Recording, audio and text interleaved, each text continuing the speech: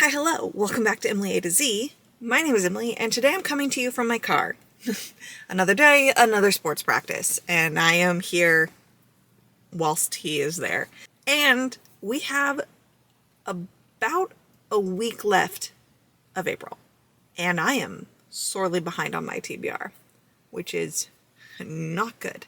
I have fallen really behind this month, and I don't know why. I feel like I've been reading consistently. I haven't gotten my hands on as many audiobooks of the books that I want to read. A lot of the books that I have picked are purely physical reads, and I'm behind. So you know what that means, right? Maybe you don't know what that means. That means we're gonna set another 24-hour timer because I have got to get things done. I have got to read books before the end of the month. So here was my thought. I am going to set a 24-hour timer, and as long as my timer is going, I have to be reading. I have to read. I'm not going to take extra time to putz around if I don't need to and watch a bunch of extra TV or just not read and puzzle or watch YouTube videos, which I have been really guilty about. So I'm going to set my 24-hour timer, gonna read my books that are strictly TBR books. I have a couple audiobooks that are not on my TBR that I have been listening to, and I need to stop that and focus on TBR reads. So during the 24-hour timer, TBR books only. Only books that have been on my official TBR for the month of April, and we're going to see how many of these bad boys I can get through before the end of the month. I'm not confident, because they're all chunky boys. Starting with The Nightingale by Kristen Hanna. I gotta just jump right in with this one. So, here we go. I will see you soon, I guess.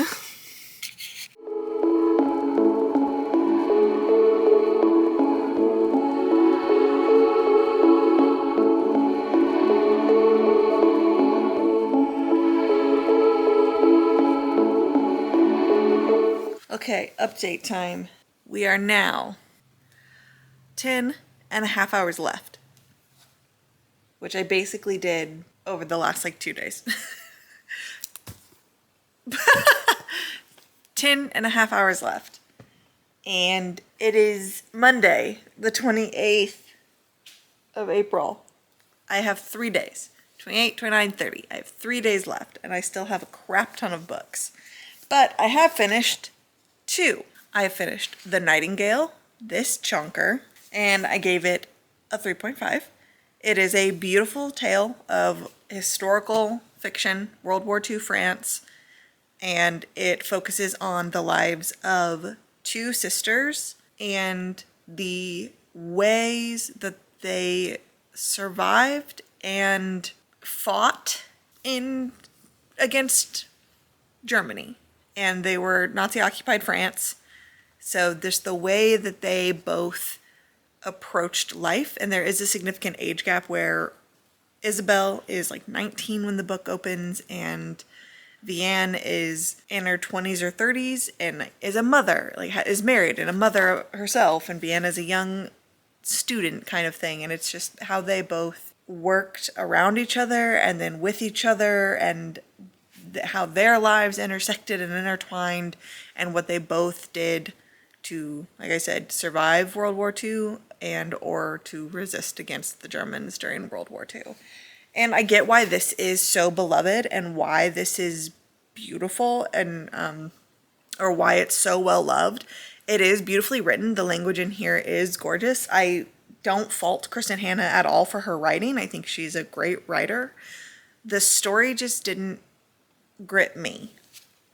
And I don't know if it's because I've read a couple historical fictions lately, but I don't know.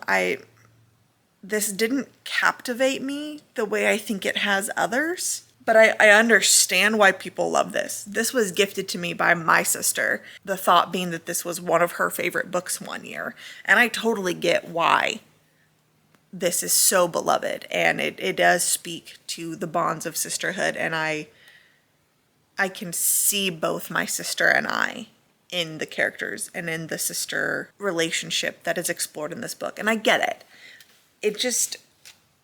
I didn't cry. It didn't move me. It was very sad at points and poignant at points.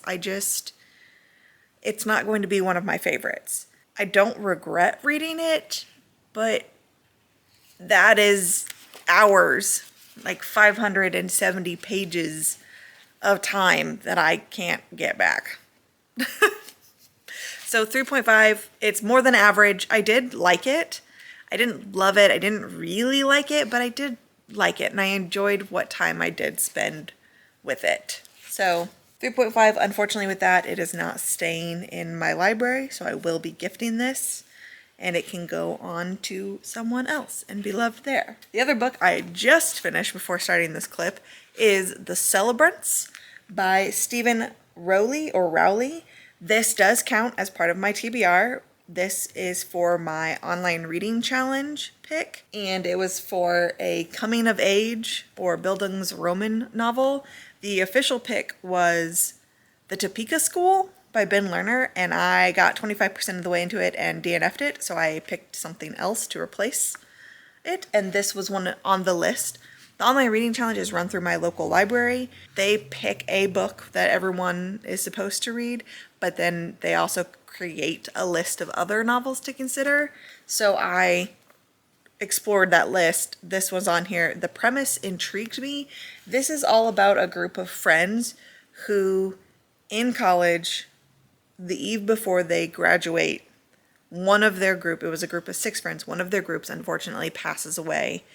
And after his death, they make a pact that should any of them need it, they can host their own funeral. They can call for a funeral. And it basically is, I need you to come together and celebrate my life. It's like a living funeral. And the whole point is that it's to leave nothing left unsaid, because their friend of theirs that died was so young, and there was so much that they didn't say to him before he passed. And so they never want the rest of their group to feel as though they aren't loved, or that they aren't important, or that they didn't do something that mattered. So it's leave nothing left unsaid. You can invoke the pact at any time, and we will all come together and like remember you and remind you that you are loved and that you do matter and that we care for you. And it's just an exploration of their relationships and their lives, and how what started in their 20s had lasted throughout their whole lives, and now it kept them connected with each other and kept them present with each other and present in their own lives. And it's told in little like vignettes, so we get like, we're in present day where one of them has called for his funeral, and then it goes back in time and we see how it all started, and then we get one after another each of the funerals, the pact that they've invoked, and how that it has grown over the years. And this was also really beautifully written. I was chuckling at points during this. It had moments where I found it genuinely funny and heartfelt. And I don't know if it's just because I feel like I'm in a slump right now, but I think I'm going to give this a 4. I did really like the message, but I don't want to say I was bored, because I wasn't bored. I think I'm just kind of in a weird slump. It's like end of the month stuff, and I am under a lot of stress with my job and with certain other life things right now. And reading is not holding my interest at the moment. So when I do read, I almost feel like I want it to grab me and hold my attention. So maybe I need something a little bit more fast-paced right now to keep me engaged. I feel like I've read a lot of like slow literary historical fiction, and I just don't care about that. So I think I need to kind of switch up my reading, and maybe for the 1st of like May, go after something bold. Maybe I haven't picked up horror in a little while, And by that, I think I mean like, what, a week or two? But I just feel like I'm in a slump, and no matter how good or how beautiful something is right now, it doesn't feel like it's going to get any higher than like a 3.5. Like I said 4 and then went, yeah, that doesn't feel right. But 3.5 doesn't feel right either. I think it's like, in all honesty, it'd be like a 3.75. But I think for my ratings, I'm going to give it a 3.5. There were some great moments. There were some lighthearted moments. But it really just is an exploration of how important friendship is and the bonds we create and bring with us throughout our lives. So there's that. With a couple days left, I have to finish the Book of Everlasting Things. I have been sitting on this now for several weeks and have not picked it up. I am at like 31% of the way through. I've got to finish that, especially because I think it's down to me and my mother-in-law for who needs to finish it. That's frustrating, and I don't want to bring it into another month. Like, this has been the pick since March for our family book club. I don't want to bring it into May. So I'm going to finish that. That is next on my list of things to start/finish reading. Other books that are still on existence in my TBR include The Boyfriend Material by Alexis Hall and The Inheritance, which was the Literally Dead book club pick. And the live show for that has already happened. So again, I'm behind. I'm going to listen immersive read to The Book of Everlasting Things. I can listen to or read Boyfriend Material, but I can only physically read The Inheritance. So I think I'm going to work on The Book of Everlasting Things, and then I'm going to take out The Inheritance later tonight and read The Inheritance later tonight. Does that make sense? Because I can listen to The Book of Everlasting Things for a little while. I think I can get like another hour, maybe 2 hours into it before I know I'm going to be like, I'm bored, I'm out, I'm clocked out.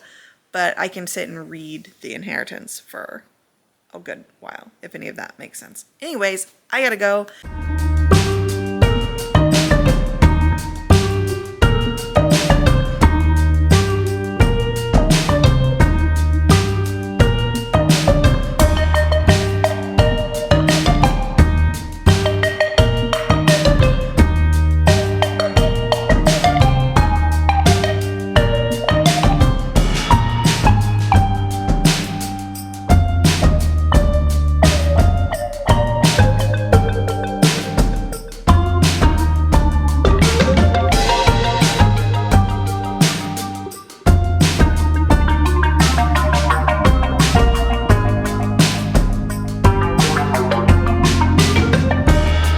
It is the last day of April, and I'm in a bit of a pickle because I still have 6.5 hours left of my 24-hour timer.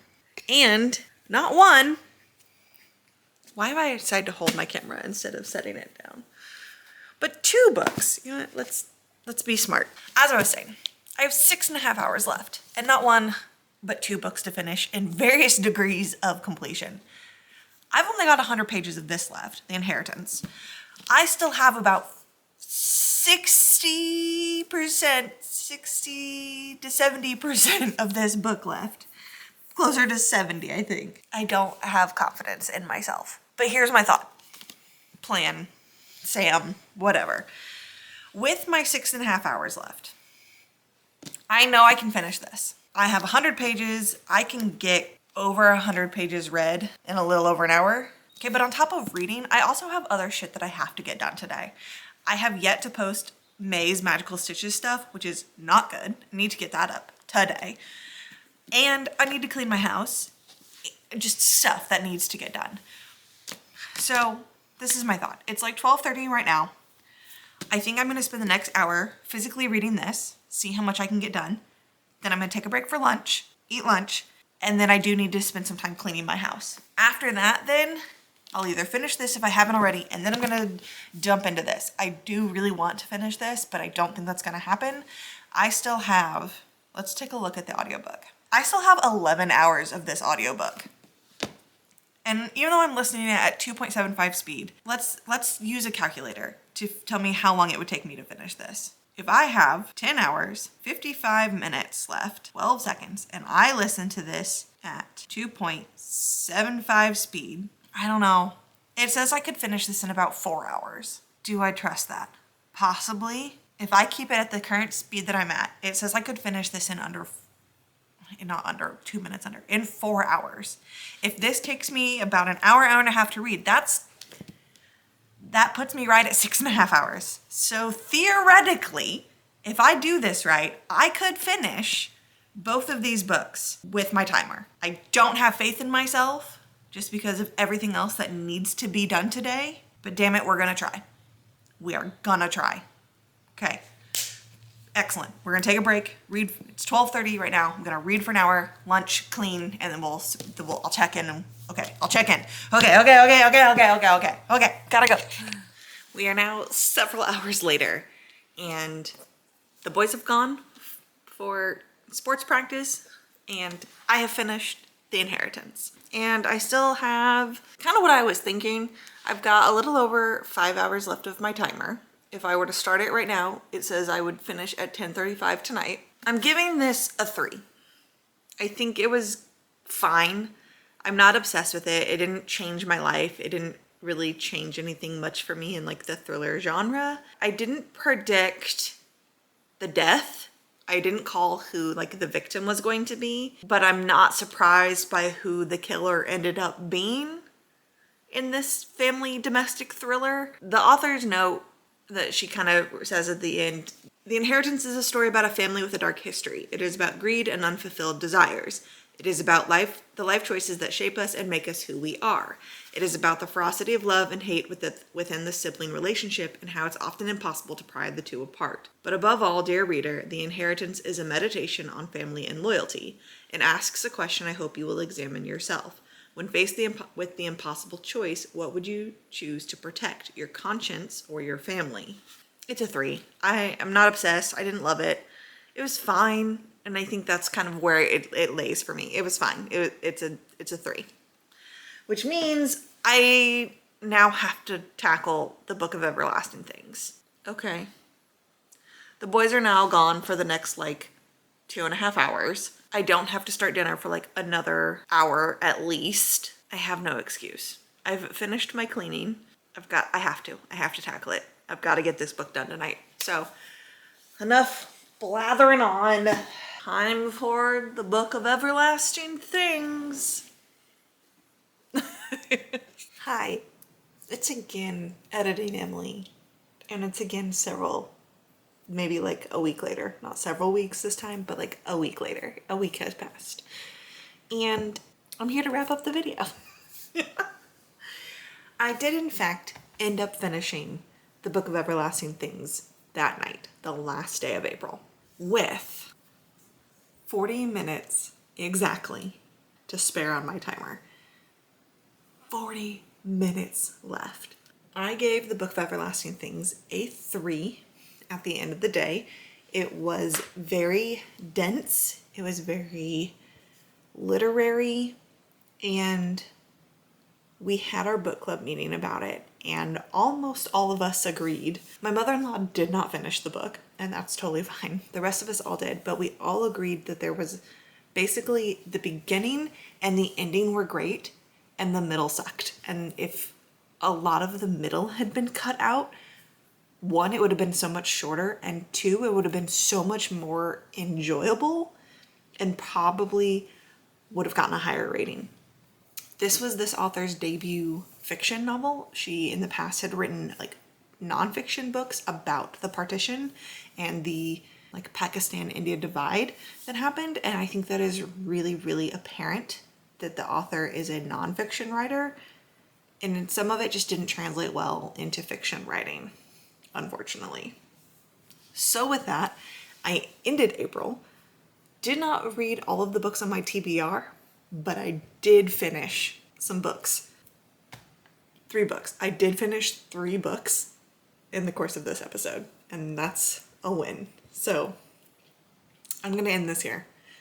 May has officially started. Escape the Readathon is in full swing, and stay tuned for more updates because I think May is going to be incredibly wild. So thank you all so much for being here, and we'll see you all very, very soon. Be easy with your hearts.